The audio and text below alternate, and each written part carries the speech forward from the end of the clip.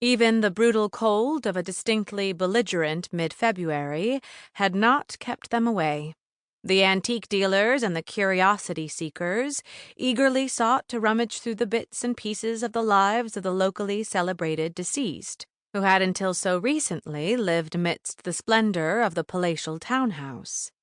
They came with their checkbooks and their credit cards and their cash, to carry away the oriental rugs, the kurman with the medallion portraits of 101 kings of Persia, and the coum silk carpet, red and blue intertwined on a field of ivory, and the fine furnishings. It was rumored that the pair of Biedermeier mahogany tables that had stood on either side of the bed in the master chamber were expected to possibly set a new record, and the Hepplewhite secretary from the front hall would bring its value and half as much again before the gavel would pound the podium to mark the end of the sale. And then there were the collections, the art, impressionists and modernists alike, the imported pottery, rare oriental pieces like the pottery model of a house with a hinged door from the Han dynasty,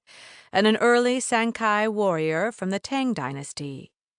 For those having less exotic tastes and more modest bank accounts, there would be the household appliances and the record collections, classical and jazz only, and the books, not surprisingly, some first editions.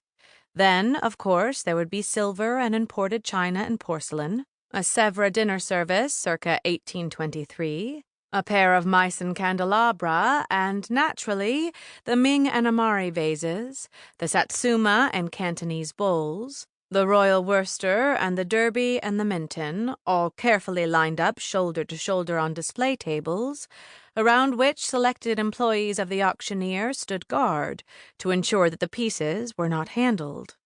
Only those seeking a glimpse of the jewelry that had once adorned the lady of the house were to be disappointed. Because of their reported value, the rings and necklaces and bracelets with which Harold McKenna had so lavishly gifted his beloved Charlotte had already been sent to Sotheby's, where they were expected to fetch a fortune.